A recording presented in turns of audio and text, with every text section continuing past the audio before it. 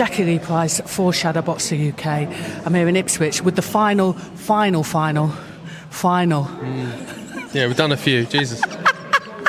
Final Preza with Fabio Wardley, who will be taking on Justin Huni on Saturday the 7th. I remember when I first came to interview you, and we talked about some of the famous people of Ipswich. How does it feel that you will now be on that list of famous people that have come from Ipswich? Yeah, I think that's a funny one. I'm not sure if I'm entirely come to terms with that one just yet, of calling myself kind of famous celebrity or my name would be in that mix. But yeah, I guess it comes with it. After we do Saturday night, I guess it's kind of inevitable in a sense. But yeah, it's a funny one. Not one I paid too much attention to just yet.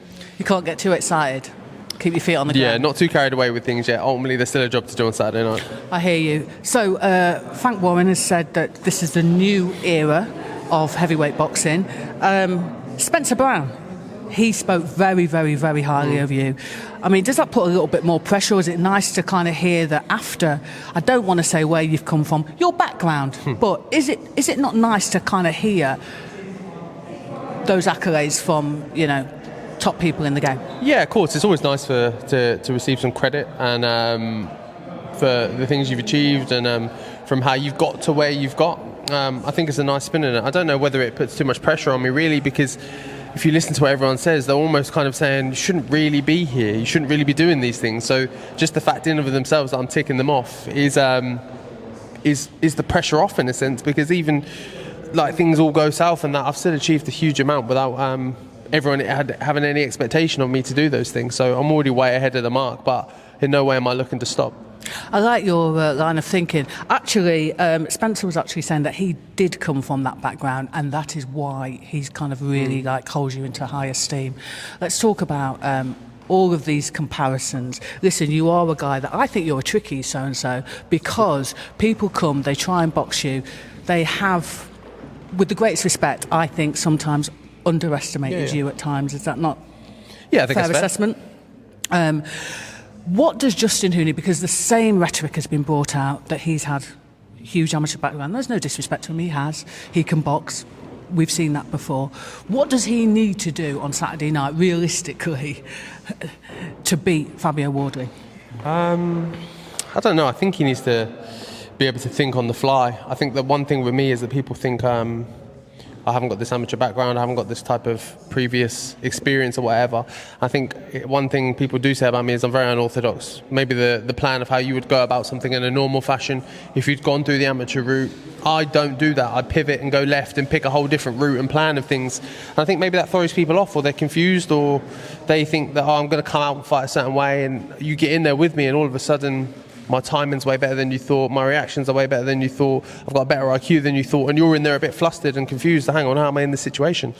To be fair, I think you can't plan for somebody like your style. Do you know what I'm saying? And I think that's kind of, you kind of rip up the book in a sense. And you spoke about, yes, I'm more than power. Do you think that over the years that over the years you seem to have really grasped and grown as a fighter as well, probably more so than some people that perhaps may have got stuck in a certain rut because they've come from the amateur scene? Yeah, perhaps? Again, I think because my background has helped me be a lot more fluid, not set in a way. I've not had certain drills, things like read into my brain that you should box like this, don't deviate, be like this, do like this, you do this shot, you cover this shot, and all those things, where my whole style is a bit more fluid and comfortable, and I'm more on the fly and in the moment of things. Don't get me wrong, there's a whole plan and planning and everything goes into it, but also I've got that innate ability on the fly to go, you know what, this isn't working, let me try these and mix them around. I've also got no fear in that sense of just going, let me just stop that for a second, try these and see where that goes for me, and then just building off that. That's actually what I would consider IQ in a respect, because some people they have a plan A but they don't have a B, C, D or E, and you've shown that, haven't you? Yeah.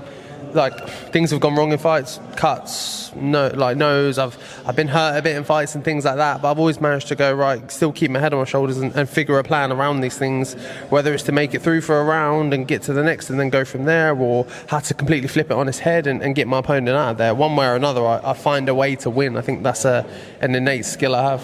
One thing I will say is, sometimes when you put people under pressure, they kind of crumble. I have seen Huni be put under pressure in the past, and he's kind of shook it off and you know what, and come back. Is that something that you kind of go, oh, I relish that, because usually I can put them over? Is that something that you kind of relish a little bit more in terms of just see what else you've got in there? Yeah, like I like taking people to the edge and opening them up and seeing what have you got inside you, what's really there. And like I'll take you 6 rounds and it'll be rough and you'll still be there, and I'll give you a little nod and I'll be like, okay, cool. Okay. Let's see how you look for another 3. Yeah. Okay, good. You've got another 3 in you. Where are you at there though? And let me just keep pushing you and see what I can get out of you and see how long you can ride this wave and see how long you can survive. I love that. I absolutely love that. Listen, thank you very much for your time. You've had a long day. Thank you.